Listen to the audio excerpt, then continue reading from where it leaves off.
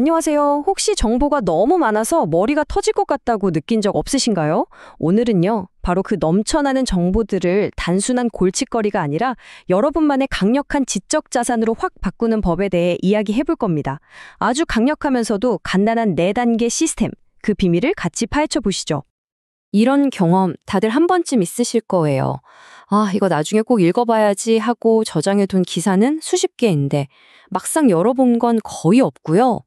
또 샤워하다가 유레카 외칠 만한 기가 막힌 아이디어가 떠올랐는데 돌아서면 까맣게 잊어버리는 경우도 많죠. 바로 이 문제, 오늘 우리가 함께 풀어볼 겁니다. 네, 바로 이런 것들이죠.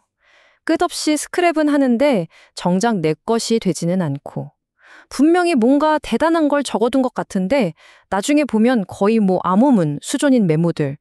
정보가 나에게 힘을 주는 게 아니라 오히려 나를 짓누르는 이 상황. 아, 진짜 답답하셨을 거예요. 하지만 이제 걱정 안 하셔도 됩니다. 오늘 이 혼돈에서 우리를 구해줄 아주 명확한 로드맵이 있으니까요. 바로 CODE라는 4단계를 하나씩 따라가다 보면 어느새 정보의 주인이 되어 있는 자신을 발견하게 될 겁니다. 자, 그럼 본격적으로 시작해 볼까요? 이 CODE 시스템은요, 단순히 정보를 깔끔하게 정리하는 기술 그 이상입니다. 정보를 그저 소비하는 데서 그치는 게 아니라 그걸 가지고 뭔가 가치 있는 결과물을 만들어내는 창조자로 우리를 바꿔주는 아주 우아한 다리 같은 역할을 하거든요. COD는요, capture, 포착, organize, 조직, distill, 정제, 그리고 express, 표현의 앞 글자를 하나씩 딴 거예요. 이 4가지 간단한 단계가 머릿속을 스쳐 지나가는 생각을 딱 붙잡아서 의미 있는 창작물로 만들어내는 전 과정을 안내해 줍니다. 정말 직관적이죠? 저는 이 과정을 지식의 연금술이라고 부르고 싶어요. 생각해 보세요. 주변에 널린 평범한 정보라는 돌멩이를 모으고 포착, 이걸 쓸모있게 착착 정리한 다음에 조직, 그 안에서 핵심만 쏙 뽑아내고 정제, 마침내 모두가 탐내는 황금 같은 결과물을 만들어내는, 표현하는 거죠. 이건 그냥 노트 필기가 아니라 완전히 새로운 걸 만들어내는 변환의 과정입니다. 자, 그럼 연금술의 첫 단계, 포착으로 들어가 보겠습니다. 여기서 가장 중요한 원칙은 모든 걸 다 저장하려고 애쓰지 않는 거예요. 그게 핵심입니다. 선택과 집중이죠. 그럼 뭘 포착해야 하냐? 바로 당신과 공명하는 것들입니다. 공명이라는 게 뭐냐면요. 여러분의 호기심을 확 자극하거나 하면서 기존의 생각에 의문을 던지게 하거나 아니면 그냥 개인적으로 와, 이거다 싶은 깊은 의미가 느껴지는 정보. 바로 그런 것들이 여러분이 잡아야 할 신호예요. 좀 더 구체적으로 말해볼까요? 예를 들면 와, 이런 게 있었어? 하고 놀라게 되는 정보. 아니면 지금 하고 있는 프로젝트에 바로 써먹을 수 있겠다 싶은 통찰. 또 이건 여기저기 두루두루 쓸모가 많겠다 싶은 아이디어나 가슴을 뛰게 하는 영감을 주는 컨텐츠 같은 것들.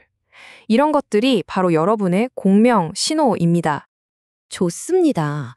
이렇게 가치 있는 정보를 잘 포착했다면 다음은 조직 단계입니다.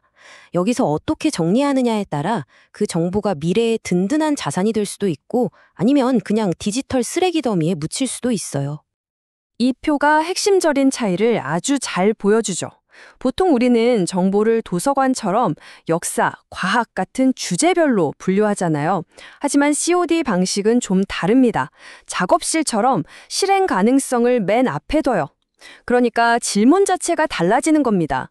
이 정보는 뭐에 대한 거지? 가 아니라 내가 이걸로 뭘 할 수 있지? 라고 묻게 되는 거죠. 그리고 이 실행 가능성 중심의 정리를 현실로 만들어주는 아주 실용적인 방법이 바로 파라 시스템입니다. 정보를 크게 4가지로 나누는 건데요. 프로젝트, 그러니까 지금 당장 진행 중인 프로젝트. 에리어스, 내가 꾸준히 책임져야 할 삶의 영역들. 리소스스, 개인적인 관심 주제. 그리고 마지막으로 아카이브스, 끝났거나 당장은 필요 없는 보관 자료. 이렇게만 정리해도 지금 당장 필요한 정보가 손에 잡히는 곳에 있게 됩니다. 자, 이제 3번째 단계 정제입니다. 우리가 포착하고 조직한 정보라는 원석에서 쓸데없는 부분은 싹 걷어내고요. 순수한 핵심, 진짜 본질만 추출해내는 과정이라고 생각하시면 돼요. 여기서 점진적 요약이라는 아주 똑똑한 기법이 나옵니다. 이 방법의 핵심은 한 번에 완벽하게 요약하려고 애쓰지 않는다는 거예요. 그래서 1단계는 정말 간단합니다. 그냥 원본을 그대로 저장해 두는 거예요. 지금 당장 요약해야 한다는 압박감에서 완전히 자유로워지는 거죠. 그러다가 나중에 그 노트를 우연히 다시 보게 되잖아요. 그때 2단계를 적용하는 겁니다. 그냥 읽어보면서 이 부분이 제일 중요하네 싶은 문장들만 굵게 표시하는 거예요. 마치 노트 안에 나만의 3줄 요약을 만들어 두는 것처럼요. 이것만 해둬도 나중에 다시 볼 때 핵심이 눈에 확 들어오겠죠? 그리고 또 시간이 지나서 그 노트를 다시 보게 되면 이제 3단계로 갑니다. 굵게 표시된 부분 중에서도 진짜 이건 보석이다 싶은 핵심 중에 핵심에만 하이라이트를 칠하는 겁니다. 이제 여러분은 단 몇 초 만에 이 노트의 가장 강력한 메시지를 파악할 수 있게 되는 거죠. 그리고 마지막, 정말 중요한 노트라면 궁극의 4단계를 적용합니다. 이 모든 내용의 정수를 노트 맨 위에 여러분 자신의 언어로 딱 한 문장으로 요약해 보는 겁니다. 바로 이 순간 그 정보는 비로소 여러분의 것이 됩니다. 단순한 지식을 넘어서 완벽하게 체화된 지혜가 되는 거죠. 드디어 마지막이자 가장 중요한 단계, 표현입니다. 사실 지금까지 우리가 한 모든 것은 바로 이 순간을 위한 준비 운동이었어요. 잘 정제된 지식을 가지고 실제 세상에 가치 있는 결과물로 내놓는 단계죠. 이 시스템의 목적은 아주 명확합니다.